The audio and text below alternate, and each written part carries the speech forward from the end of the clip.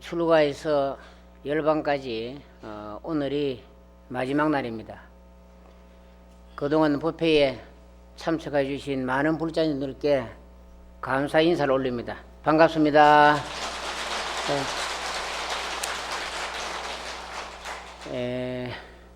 어저께 녹은 전법상 법문을 해야 되는데 산중 어른 선생님께서 열반하시어 장례 관계로 녹은 전법상 법문을 못했습니다. 그래서 아주 간단하게 녹은 전법상에 설명을 해드리고 상임열반상을 법문을 할까 이랍니다.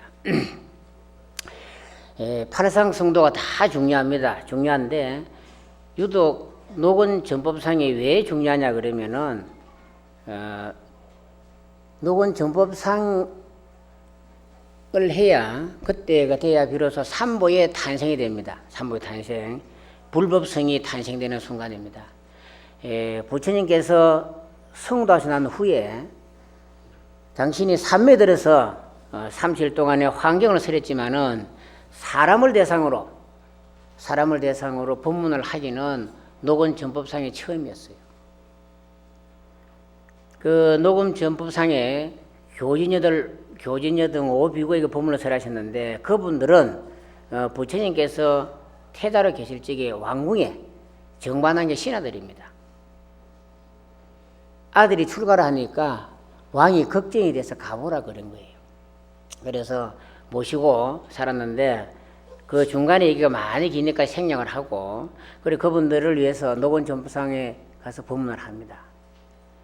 여러분들이 잘 아는 고진멸도 사지법문을 하시는데 여러분들이 부처님의 삼배를 드리잖아요. 그죠? 삼배 하시죠? 비로소 녹은 전법에서 나옵니다. 부처님께서 교진여 등 5비구의 법으로 설합니다. 자, 부처님이 계시고 부처님 진리 84,000 진리 경이 계시고 그 다음에 그 법을 듣는 스님이 있기에 불법성 삼보가 탄생을 합니다. 그래서 교단이 형성이 되고 아주 중요한 부분인데 어저께 우리 답이 관계로 이 법문을 못했습니다. 그래서 고진멸도 사지법문을 처음으로 녹약으로 사게 됐다. 여러분들 인도 가신 분들 알겠지만은 그 녹약원이라는 곳에서 부처님께서 법을 설하신 겁니다. 그래서 오늘은 요 녹은 전법설을 간략하게 말씀드리고 제가 맡은 주제 상열반상을 할까 그럽니다. 부처님을 중심으로 한 불교의 4대 명절이 있는데 여러분들 잘 아다시피 부처님 오신 날이 음력으로 4월 초8일이고 출가제일이 2월 8일이고 성도제일이 2월 18일이고 오늘이 2월 15일 날 열반제일입니다. 열반. 보통 스님들이 돌아가시면 원적했다, 열반했다 이러는데 오늘의 열반이 어떤 건지 여러분들에게 제가 확실히 설해드릴 테니까 이게 열반의 의미구나 이렇게 여러분이 알면 좋습니다. 7일간, 6일간 앞에서 한 번에 빠졌기 때문에 6일간 많은 법사 스님들에게 좋은 법문을 아마 들으실 겁니다. 들었는데 오늘 제가 해드릴 그 열반상은 열반이라고 하는 말은 산스크리트 여러분들이 그 산스크리트와 팔려를 혹여 잘 모를까 봐서 간단하게 말씀드리면은 이 산스크리트하고 팔려가 달라요. 쉽게 말하면은 팔려는 그땅 보통 민중들의 언어라고 하면 산스크리트는 아주 고급 언어라고 생각하면 됩니다. 언어 자체가. 근데 이거를 열반이란 말은 산스크리트에서 번역을 하면 니르바나 많은 뜻이 있습니다. 니원 열반나 등으로 음력하기도 하며 멸도, 정멸, 원적 또는 무의, 부작, 무생 등으로 의역을 합니다. 열반이라는 말을 열반의 본뜻은 어떤 거냐 그러면은 불을 꺼버리듯이 우리가 불이 있으면 입으로 이렇게 훅 불어가 끄듯이 타오르는 번뇌의 불꽃을 지혜로서 일체의 번뇌 고뇌가 소멸된 상태를 말합니다. 여러분들은 하루 종일 살면서 망상이 많이 피우잖아. 그죠? 뭐 안 봐도 그건 뻔한데 여러분들이나 나나 망상이 마치 뭐처럼 끓느냐고 팥죽 끓듯이 끓는다. 여러분들 동기 때 팥죽을 끓여보세요. 그냥 얼마나 보글보글 잘 끓는지 몰라. 여러분들이 번뇌를 안 일으킨다고 하지만은 우리 중생의 삶에 있어서 안전한 번뇌입니다. 안전한 번뇌예요. 여러분들은 고생을 해서 낙을 넣는 것이 나는 뭔지는 모르겠어요. 여러분들 사회 살면서 고생을 많이 해갖고 참 나는 이제 이루고 다 이뤘다, 즐겁다, 낙이다 그러는데 낙의 기준을 저는 잘 모르겠어요. 부처님께서는 죽을 판 살 판 고생을 합니다. 이 몸이 다 마르도록 합니다. 여러분들 그 혹여 가리게 생기면은 파키스탄에 라호르 박물관에 가보면 부처님 6년 고행상 진본이 있어요. 그게 얼마나 말랐느냐 하면은 이 살이 다 마르고 뼈가 말라서 아주 막 이 갈비 뼈만 남았습니다. 조각을 너무너무 잘했습니다. 그 정도로 부처님께서 말라셨어. 도대체 부처님은 뭘 구하기 위해서 그렇게 고행을 하셨을까? 여러분 생각해 보세요. 뭐 때문에? 그분이 뭐가 부족했어? 왕의 아들인데. 그래서 부처님께서는 그렇게 고행을 해서 얻은 낙이 딱 하나가 있어. 그걸 법히 선열낙이라. 진리의 세계에 들어가셨다. 진리의 세계. 우리 몸이라는 것은 영원하지가 아니에요. 잠시 살다가 떠나가는 것이고, 어제 우리 다변 통도사 초대종사님도 원래 86세로 열반하셨는데 이 몸은 언젠가는 버려야 됩니다. 그래서 초발심에 이런 말이 있습니다. 기감애양하야도 차시는 정계요. 우리 몸을 아무리 여러분들이 아껴도 언젠가는 무너집니다. 그러니까 적당하게 아끼시라고. 그래도 이 몸을 너무 또 천대하면 안 됩니다. 이 몸 없으면 또 부처님이 또 못 되거든요. 그러니까 또 아끼지 마라 한다고 막 그냥 험하게 다루지 말고, 아끼라 한다고 너무 아끼지 말고, 여러분들이 조정을 잘 하세요. 이거를 잘하면은 편리한 건데 이 몸을 잘못 쓰면은 좀 그렇습니다. 그래서 일체의 번뇌 고뇌가 소멸된 상태를 말하는데, 곧 열반은 영원한 해탈을 성취하여 진정한 대자유와 평등 그리고 평화를 얻는 것입니다. 우리는 평화가 안 돼요. 분노가 먼저 일어난단 말이지. 조금은 잘못되면. 그래서 여러분들이 제가 언젠가도 이 자리에서 법문을 했지만은 절대 화내지 마세요. 화내지 마세요. 본래 화가 있는 것도 아니고 아무것도 아니에요. 여러분들이 화를 내고 막 그 질투도 내고 어떤 망상을 다 피우잖아. 그죠? 그게 있는 게 아니에요. 여러분들이 스스로 만들어내는 것이 본래 그 물체처럼 있는 것이 아니단 말이죠. 그래서 항상 화가 나면은 본래 없는 건데 이렇게 생각하면은 그게 본래 없으면 있는 게 아니에요. 여러분들이 그렇게 늘 일상생활 생활을 가지셔야 됩니다. 그런데 부처님께서는 이렇게 모든 번뇌를 지혜로서 꺼버려 가지고 열반세계에 드셨는데 우리는 거기가 참 힘들어요. 왜 그러냐 하면 우리 인간은 부처님과 달리 이 세상에 살면서 주변 환경과 엇보거리고 이 몸 때문에 장애가 돼가지고 해탈을 얻지를 못합니다. 여러분 좀 살아보세요. 지금 좀 덜하면 조금만 더 보세요. 막 덥다고 에어컨 켜고 어쩌고 저쩌고. 저는 생각을 합니다. 여러분들 보세요. 일평생 살면서 이 몸 하나 시봉하고 죽는 겁니다. 이게 뭐기 해달라 한 대로 다 해줍니다. 가져 옷도 명품 좋은 옷 입혀달라 그러고 이 몸이 부드러운 촉감도 원하고 좋은 거 원하고 맨날 이거 시봉하다가 그래 우리가 한 명씩 떠나가는데 그래서 이 몸이 있을 적에 부처가 못 되면 영원히 못 됩니다. 영원히 못 되니까 여러분들 이 몸을 어떻게 하면 우리는 이걸 잘 지킬까? 중도를 잘 지켜야 됩니다. 우리는 이 몸 때문에 공부를 할 수가 없어요. 이게. 그래서 열반을 여러분들이 잘 생각해서 열반 이러면은 크게 나누면 두 가지 종류가 있어요. 근데 우리 통도사 신도님들은 참 머리가 좋는가 보다. 뭐 메모하는 사람이 아무도 없네. 옛날 말에 천재 천재가 아무리 머리가 좋아도 머리 나쁜 사람 한번 적어놨나만 못하다. 여러분들이 얼마나 머리가 좋기에 스님 법문하는 걸 갖다가 적지도 않고 그냥 귀로다 들을까. 제가 언젠가 말씀드렸잖아요. 그 통도사 설법전에 법문 얻는 신도님들은 죽으면은 기만 극락 간다니까.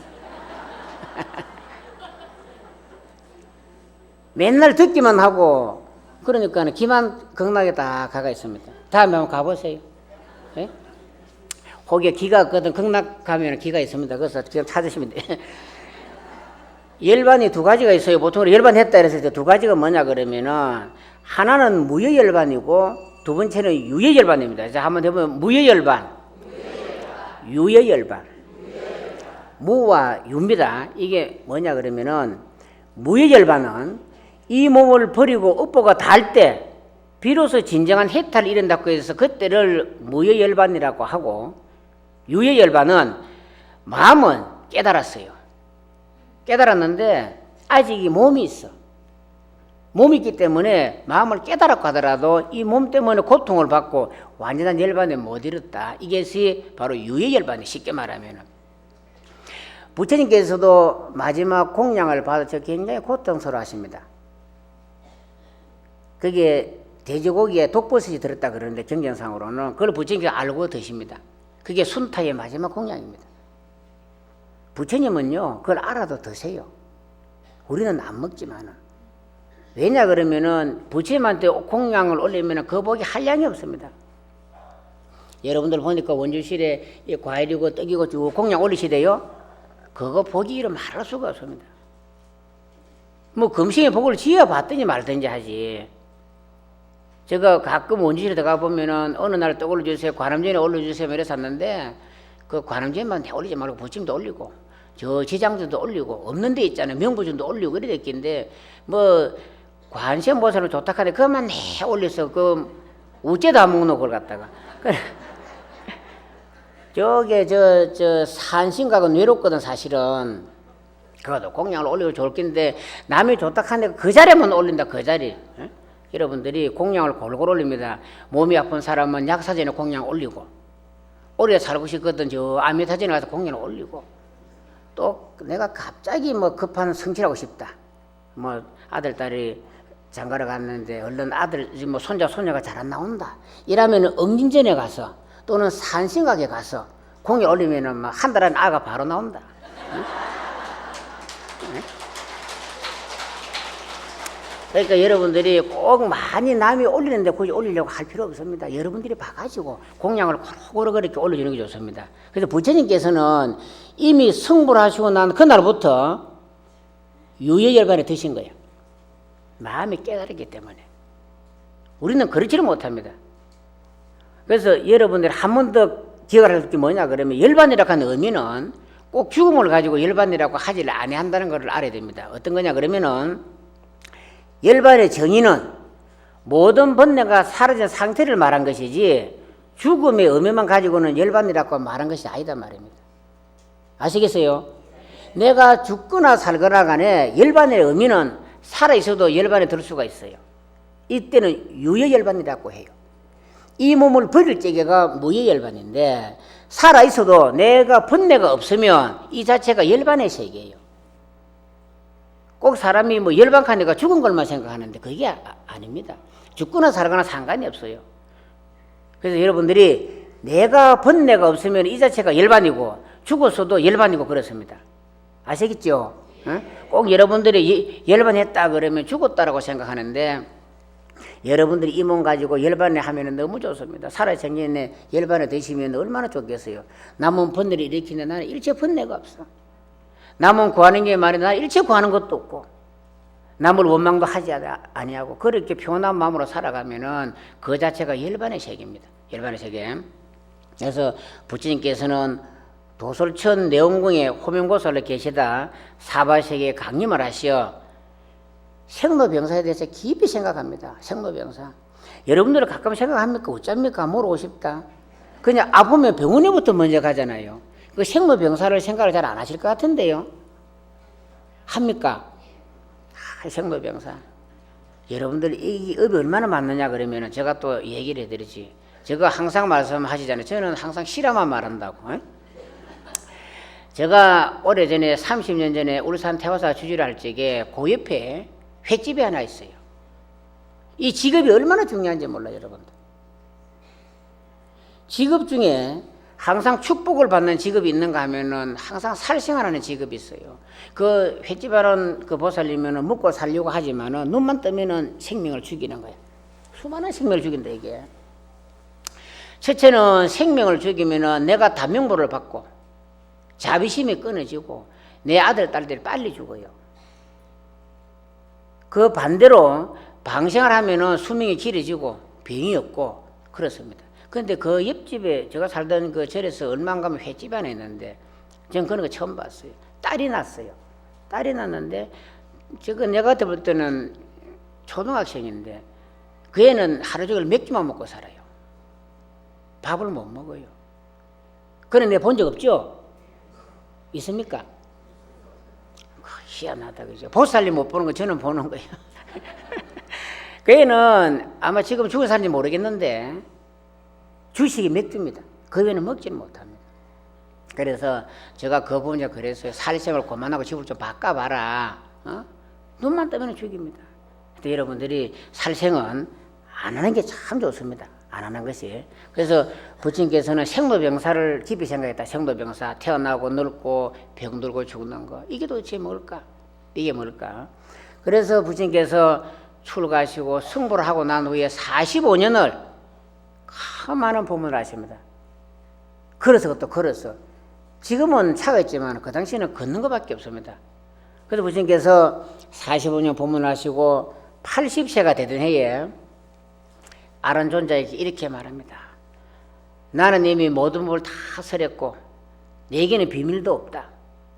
내 육신은 이제 가죽끈에 매여 간신히 움직이고 있는 낡은 수레와 같다고 했습니다. 여러분들 생각해 보세요.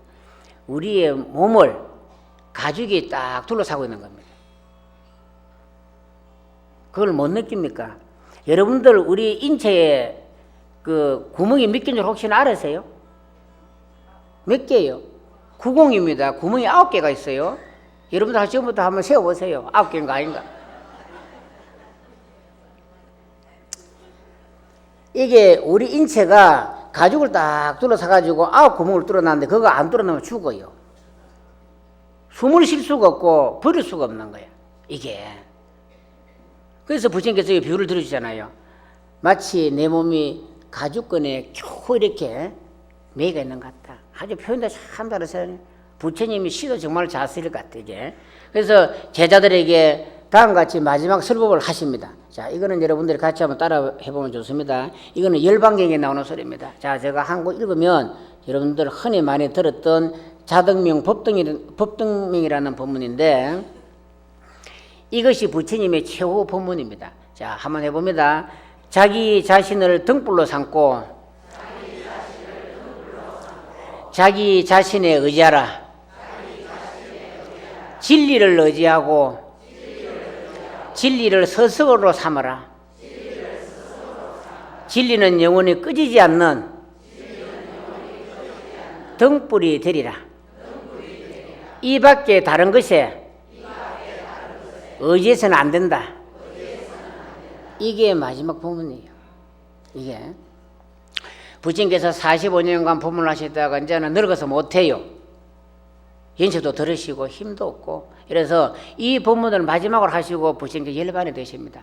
이것이 그 유명한 열반기에 나오는 자등명 법등명이라는 법문 귀절입니다.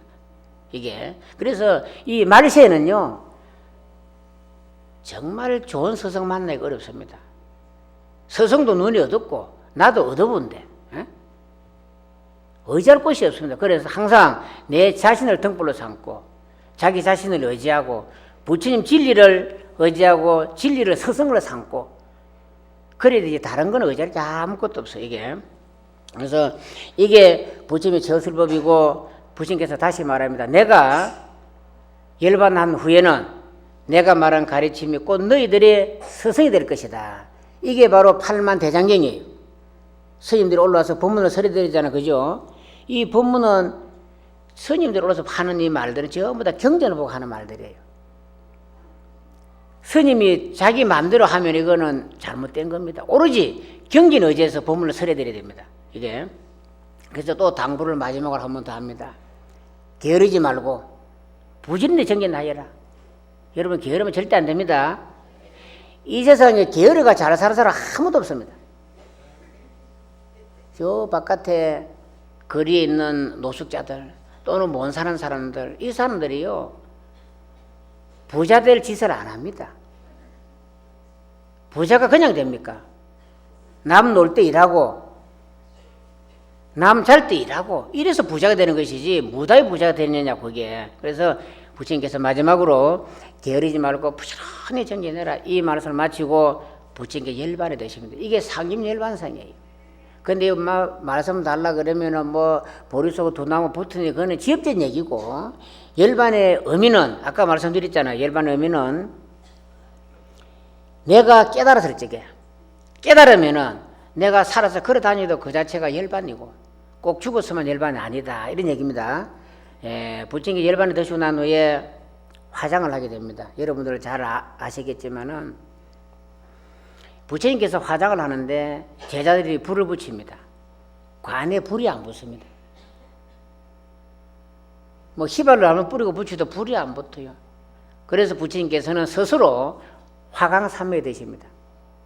자기가 자기 몸을 태웁니다. 부처님께서는 일반 불에는 타지 않아요. 아무리 불을 붙여도 관에 불이 안 붙습니다. 그래서 당신이 스스로 화강삼昧 들어서 화장을 하게 됩니다. 화장을 하고 난 후에 제가 이 사리 좀 해드려야 되는데, 화장을 하고 난 후에 부처님께서 사리가 얼마나 많이 나오냐 하면은 8섬 너말, 8섬 너말. 그리고 또 부처님 키가 얼마인지 잘 모르시죠? 알아요? 16장신이라 하니까 약 한 4m 80짝 가까이 되는 갑난데, 키가 부처님이 상당히 일반인보다 컸는데 그것이 정확한 거는 모르죠. 하여튼 큽니다. 이 부처님께서 이 몸이 크셔요, 일반인보다는. 그래서 사리가 8섬 너말이 나왔는데, 이때에 부처님 화장을 하니까 그 당시 인도는 8나라가 강대국이었어요. 서로 사리를 가지고 가겠다고 군사를 몰고 와서 왕들이 전쟁하기 직전이었어요, 이게. 그래서 그때에 우전국왕을 모시고 왔던 우바길이라는 대신이 있었는데 제의를 합니다. 8나라 왕들이 사말하면 되겠습니까? 부처님 화장을 하는 연후에 사리를 골고루 가르면 어떻겠습니까? 이렇게 제의를 합니다. 그래서 그렇게 하자 그래서 화장하고 난 연후에 사리를 4등분으로 가릅니다. 혹자는 3등분이라 하는 분들도 있는데 4등분으로 갈라서 한목은 천상에 주고, 제가 천상 법문 가끔 해드렸죠. 한목은 부처님 사리가 천상에 올라가고, 또 한목은 용왕에게 주고, 한목은 8나라의 왕들이 골고루 나눠주고, 나머지 한목은 우박이라는 대신이 화장한 겉에 부처님 사리탑을 세웁니다. 세워서 다음 세상에 다음 사바세계에 있는 국토에 돌아가기를 원을 합니다. 그래서 4등분을 하는 거예요, 사리가. 그래서 여러분들 남방 가면 사리가 많잖아요. 자, 이제 오늘 사리를 또 얘기해 드릴 겁니다. 여러분, 통도사는 어떤 사리가 있다고 합니까? 통도사, 보공에? 진신사리는 어떤 사리? 정골사리입니다. 자, 여러분들 진신사리만 알죠? 사리도 3가지가 있어요. 3가지. 자, 첫째는 진신사리입니다. 부처님 사리는 진신사리라고 해요. 이 몸 전체가 사리가 된 거예요, 이게.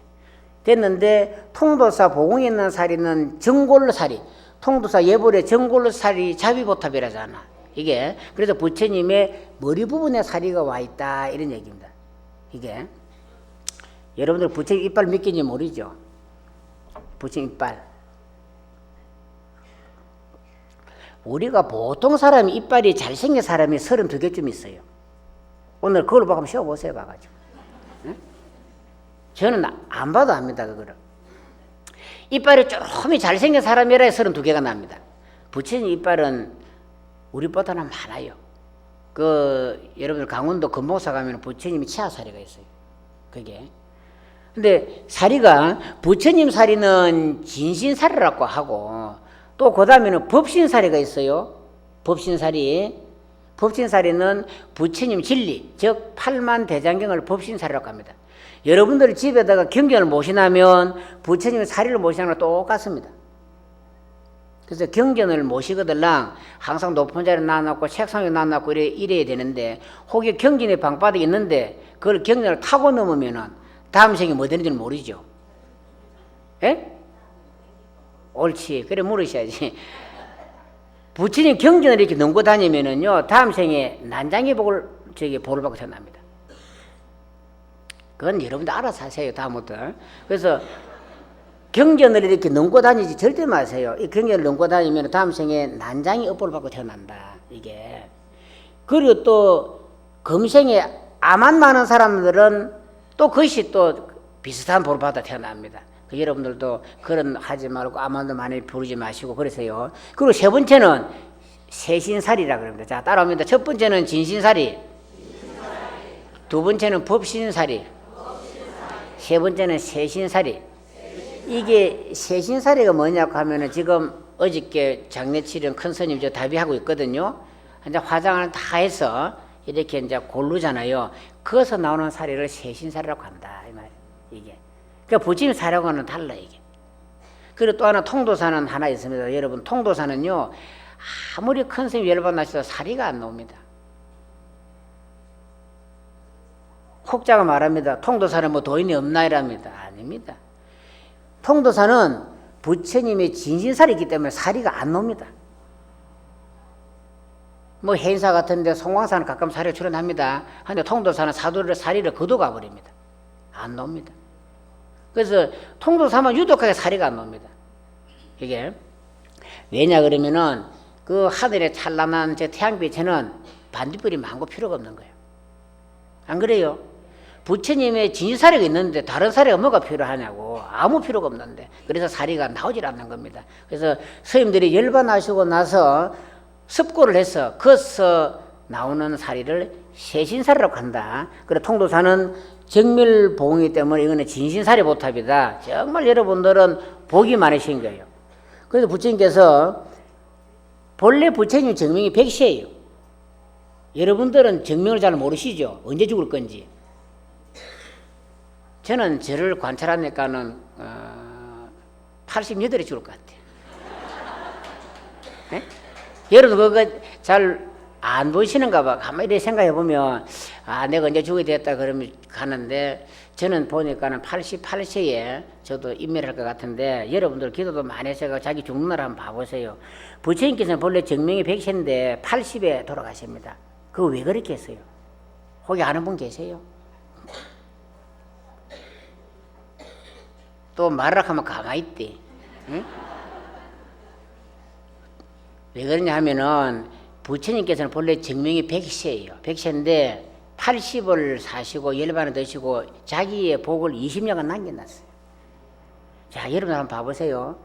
무속인들 일반 가정집에 부처님이나 부처님 태양을 해놓고 목당만 치면 물기 생깁니다. 그거는 자기 복이 아닙니다. 부처님이 남기신 복입니다. 부처님 복은 한량이 없어요. 서도 끝이 없습니다. 저 바다모랑 똑같습니다. 끝이 없어요. 그래서 말세의 중생들 묵고 살으라고 남겨놓은 겁니다. 지금 여러분들 통도사 오시고 막 하잖아요. 물론 스님들이 공부를 많이 해서 복도 있지만은 이거는 우리 복이 아니에요. 부처님 복입니다. 부처님 복으로. 그래서 이 부처님께서는 최후 열반할 때까지 오로지 중생을 위해서 살다 가신 분입니다. 그분은. 그래서 조금 전에 여러분들 연불 끝날 적에 알란가 모르겠는데 왜 노전수 연불 끝에 출근하기 전에 찰진심령 가수지 대중수 가음진 허공가량 풍각에 문흥진설 불롱덕하는 연불 하시죠? 그 뜻도 잘 모르실 것 같은데 뜻도 모르고 연불을 하는 것을 갖다 그걸 공연불이라고 한다. 연불은 뜻을 알아야 돼요. 스님들은 뜻을 관할을 합니다. 이게 뭐냐 그러면은 여러분 이 연불 구절 알죠? 자, 이 뭔 소리냐 그러면은 오늘 제가 확실히 번역을 해드릴게. 찰진심념 가수지 이 말은 한 생각에 미진과 같은 많은 세계수를 다 알고 이 말입니다. 대중수 가음진 바다의 물을 한 입에 다 마시고 허공가량 풍각에 허공의 수를 다 헤아리고 바람을 엮는 재주가 있는 사람일지라도 이 바람을 어떻게 먹느냐고 이거를. 이렇게 능력이 좋은 사람일지라도 무능진설 불능덕이라 능히 부처님의 공덕을 다 말할 수가 없다. 아시겠죠? 이거는 보통 말을 잘해가 되는 게 아니에요. 이게. 그래서 이 부처님의 공덕이 이와 같단 말이죠. 자, 보세요. 얼마나 사람이 능력이 좋으면 바닷물을 한 입에 다 마시느냐고. 그리고 허공의 수를 다 알고 바람을 엮는 체적이 있는 사람이 이 자리에 앉아가지고 밤새도록 설해도 부처님의 공덕은 다 말을 할 수가 없다. 그래서 부처님 공덕 서도도 끝이 없는 것이 부처님의 공덕입니다. 그리고 여러분들이 오늘 여러 가지 제가 말씀을 드립니다. 이 휴양이기 때문에 이 열반을 다른 말로 하면 열의 시포 아시죠? 한번 따라 할까요? 열의 응공, 정변지, 명행족, 선서, 세간의, 무상사, 조장부, 천인사, 불세존. 부처님은 이름이 10가지입니다. 우리는 겨우 한 가지 있잖아요. 부처님이 칭호 이래 많습니다. 그래서 우리 통도사 방장스님 방이 정변전이에요. 정변전. 자, 열반을 다른 말로 하면은 선서. 이게 나왔잖아. 선서. 선서는 정말 멋지게 잘 죽었다 이런 말이에요. 잘 돌아가셨다. 이거를. 그래서 가톨릭에서 이 말을 약간 바꿔가지고 신부님이 돌아가시면 선종했다 이랍니다. 이걸 가져간 거예요. 이 불교의 선서란 말이다. 정말 죽었는데 멋지게 죽었다 이거를. 옛날에 이런 사람이 있어요. 중국에 등원봉 선사라는 스님이 살았는데 이분은 살아신 일에도 굉장히 개팍했는데 죽을 적에도 개팍하게 죽었어요. 제자들에게 물어봅니다. 누가 죽은 사람이 있느냐? 있습니다. 그러면 서갖고 죽은 사람이 있느냐? 있습니다. 여러 가지 물어봅니다. 마지막에 혹여 물구나무 서가 죽은 사람이 있나? 이런 물어봐. 없습니다. 이랍니다. 아, 그래. 그래서 이 스님이 저처럼 가상사람 수하고 물구나무를 착 씁니다. 서는데 옷이 이렇게 내려오지가 않아요. 여러분들 거꾸로 써보세요. 옷이 다 내려오지. 스님이 가상을 수하고 물구나무를 착 섰단 말이에요. 아마 이 스님이 체조를 잘했던가 봐. 딱 섰는데 옷이 그대로 딱 붙어가 있지. 이게 처지지가 않는 거예요. 그래서 그 제자들이 이 초상은 치러야 되겠는데 이 밀어도 안 넘어가는 거예요. 아무리 밀어도 안 넘어가. 뭐 본드로 붙이는 거 안 넘어가. 그래서 그 등원봉 선사의 누이 동생이 또 스님인데 와서 이렇게 말합니다. 오빠는 살아생전에도 별나게 수행을 하더만은 이 죽을 때 이렇게 별나게 죽네. 그러면서 손가락을 가지고 딱 대니까 시신이 싹 쓰러지는 겁니다. 이게 도인의 세계예요. 그래서 여러분들도 혹시 이 자리에서 물구나무 써갖고 돌아올 수 있으면 그분은 대단한 사람이에요. 이게. 그래서 오늘 다른 말로 하면 열반은 바로 선서다. 이렇게 그렇게 열반하는 사람도 있다. 이런 얘기입니다. 아, 제가 이제 요 본문하고 마칠 건데 혹여 제가 질문을 합니다. 이것 모르면 큰일인데 여러분들 집에서 제사 지내잖아요. 그거 지낼 적에 보면은 과일을 위에 이렇게 하나 깎아두잖아요. 그걸 왜 깎습니까? 왜 깎아요? 뭐라 해서 이거 안 들리구만은. 에? 그거 왜 깎아요, 그거를? 뭐라노? 무엇이 답이 그래, 어려마노, 그래. 내가 오늘 확실히 해줄게. 확실히. 그러면 이때까지 뭐 제사를 지는 뜻도 모르고 지낸 거네. 에? 그 제사를 지게 과일을 이렇게 깎아주잖아요. 그걸 왜냐, 그러면 귀신들은 촉식이에요. 그래서 껍데기를 놔두면 이걸 갖다 댈 수가 없어요. 그렇게 과일 안에 속살까지 맛보라고 깎아주는 거야, 그거를. 에? 아이고 세상에 70을 살아도 헌일이고 80 헌일이네 이거 보니까. 에? 그래서 과일을 위에 싹 깎아주는 거예요. 자, 지금 제가 이제 예를 들어 정언제가 말했잖아요. 이것도 입체 귀신이 돼야 그걸 먹지 다른 귀신은 먹지도 못합니다. 자, 이 말을 해드리기 전부터 아비달마라는 책이 있어요. 여러분들 이런 말을 뭐 잘 못 들어볼 건데 아비달마 이르기를 4가지 식이 있다. 4가지 식이 있는데 사람은 단식이에요. 사람은 큰 걸 주면은 잘 못 먹어서 이렇게 잘라서 먹어야 돼. 사람은 그걸 갖다 단식이라고 하고 귀신은 촉식이에요. 입을 갖다 댄단 말이에요. 이거를 대가 먹기 때문에 과일을 껍질이 놔주면 안에 속을 못 먹기 때문에 먹어보라고 잘라내주는 거예요. 이거를. 자, 그리고 세 번째는 사식이에요. 사식은 생각할 사자. 생각으로 음식을 먹는다. 이거는 새끼 18천 천인들이 먹는 거예요. 새끼에. 제가 언젠가 6개 6천, 새끼 18천, 무새끼 4천다 그랬죠. 이 새끼의 18전 천인들은 사식입니다. 생각만 하면은 먹는 거고, 또 네 번째는 식식이에요. 이거는 무색계인들이 먹는 거라, 식으로서. 그러면 부처님은 무슨 식을 먹느냐? 제가 말씀드렸죠. 법이 선열락이다.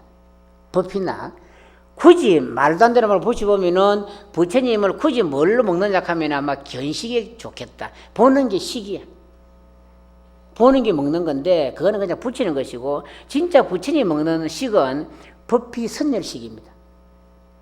법의 세계에서 산다. 이게 법이 선열 세계에서. 그래서 부처님께서 제가 서두에 말씀드렸잖아요. 고생해서 얻은 것이 뭐냐? 바로 이 법이 선열 낙이야. 낙인데 부처님께서는 그 선열의 세계 드셔가지고 머무르시는 거예요, 이게. 자, 그래서 우리들은 일반 그 제사절 때에는 유교식입니다. 유교식. 오늘도 제가 있나 보니까 절에는 저리 과일을 차려놓고 머리를 안 깎잖아요. 저거는 왜 안 깎아요? 왜? 뭐시 모르는 게 와 이래만. 또 일러줄게요. 그것도. 여러분들이 사회에서 유교식으로 제사를 지내거나 저래 할 때는 저를 왜 저럴까? 이 세상에는 뜻이 없는 건 아무것도 없습니다. 알고 보면 재미가 있는데 모르니까 모른다. 뭐가 뭔지 모르니까는 모르니까는. 자, 보세요. 저 영가단에 스님들은 과일 차려놓고 윗부분을 칼로 안 잘랐잖아요. 저거는 법이 선열식 때문에 그래요. 자, 지금부터 제가 오늘 노전 스님 연불할 건데 그 한 구절을 설명을 하고 오늘 본문을 마칠 겁니다. 이 연불에 있는 게 있어요. 시식에 수화차 법식 하이 아란찬 기장 한포만 업파 돈청량 돈사 탐진치 상기 불법성 염념 보리심 처처 안락국 많이 들어봤죠? 들어보지만 뜻은 잘 모르시죠? 자, 이래서 사찰에서는 과일을 머리 부분을 안 깎아도 된다 이 말입니다. 유교에서는 깎아줘야 돼요. 귀신의 촉시기 때문에 못 먹습니다. 속살을 먹지를 못해요, 이거를. 자, 저걸 제가 지금부터 번역해 드릴게요. 자, 한 구절 읽어봅시다. 수화차 법식. 번역입니다. 나의 이 법식을 받으면, 저기 저 과일이 법식으로 변하는 겁니다. 나의 이 법식을 받으면 하이 아란찬. 따라 하이 아란찬. 이 말이 뭐냐 그러면은 어찌 아난이 먹는 음식과 다르리요. 아난은 부처님 제자입니다. 이 연불은 전부 다 부처님이 좋은 구절만 따온 겁니다. 그렇죠. 수화차 법식 하이 아란찬 그러면은 나의 이 법식을 받으면 뭘 영가가 저 앉아서 스님이 연불하고 차려난 과일이고 떡이 이거 음식을 받게 되면 이 음식이 뭐가 같느냐? 하이 아란찬 부처님 제세시에 아난이 먹던 음식과 다를 바 하나도 없다. 그 말입니다. 기장 한 포만, 따라합니다. 기장 한 포만. 이 줄임배를 다 네가 배부르게 먹고 이런 얘기입니다. 줄임배는 다 부르며 업파 돈청량, 따라합니다. 업파 돈청량. 탐진치를 한꺼번에 버리고, 이 연불할 때도 그것도 탐진치가 들어간다. 한 버리고 상기불법성, 따로 상기불법성. 항상 불법성에 기하여 염념보리심. 생각에 보리심이면, 이 보리심이란 말은 바꿔 말하면 지혜심입니다. 지혜심이면 처처 안락고 너가 가는 곳곳마다 극락색이니라 이 말이야. 그래서 스님들이 저 자리에 연불할 때는 이거를 관을 합니다. 입으로는 연불하고 마음으로 생각하고 스님 마이크를 탁 잡고 연불할 겁니다. 수화차 법식 하이 아란찬 기장 한포만 업파 돈청량 돈사 탐진치 상기 불법성 염념보리심 처처 알라꾸 이란단 말이에요. 그러면은 스님이 연불을 하지만은 스님의 마음에 이 연불의 구절을 생각을 하게 되는 거예요. 연불할 적에 입으로는 연불하고 뜻으로는 스님이 생각해 줘야지 영가하고 소통이 돼요. 여러분들은 절 만나고 뜻을 모르는 데가 영가하고 소통이 안 돼. 그래서 스님들이 연불할 때 눈을 감고 시크하게 합니다. 그럼 눈에 영가가 보여요. 여러분은 안 보이죠? 왜? 뜻도 모르고 안 되니까 소통이 안 돼. 그리고 영가가 어찌 오느냐고. 응? 진실하게 통할 텐데 통하지 못한단 말이에요. 여러분들이 이 스님이 연불하는 것은 전부 다 부처님이 좋은 구절이 다 연불 뜻이구나를 생각하고 이 뜻을 알면 너무너무 좋아요. 그럼 연불을 해도 환희심이 나는데 뜻 모르고 연불하면은 그거를 그거는 연물이 아닙니다. 그냥 입만 빵긋빵긋하는 거지 연물이 아니다 말이죠. 자, 오늘 여러분들이 그동안에 7일간 8일간 출가해서 열반까지 법문인데 여러분들이 그래도 참석해 주셔서 정말 고생도 많이 했고 고맙다 인사를 드립니다. 아무쪼록 건강하시고 다음에 관음제일 날 제가 아미타경 법문해 드린다 그랬죠. 저와 더불어 열심히 극락시 너무 좋습니다. 한 번쯤 가볼만 합니다. 한 번쯤. 그래서 저와 더불어서 그 아미타경 공부도 하고 아무쪼록 여러분들 건강하시고 항상 부처님을 잘 배우자 기도 잘하시고 다음 생에는 더욱더욱 좋은 세상에 멋지게 태어나기를 기도해야 됩니다. 자, 성불하세요. 나무 영산 불멸 학수상조 시야